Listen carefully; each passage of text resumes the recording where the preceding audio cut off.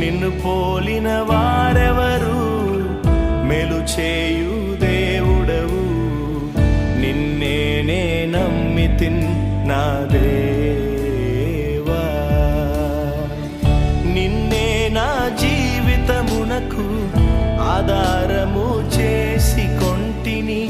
నీవు లేని జీవితమంతా వ్యర్థముగా పోవునయ్యా. నిన్నే నా జీవితమునకు ఆధారము చే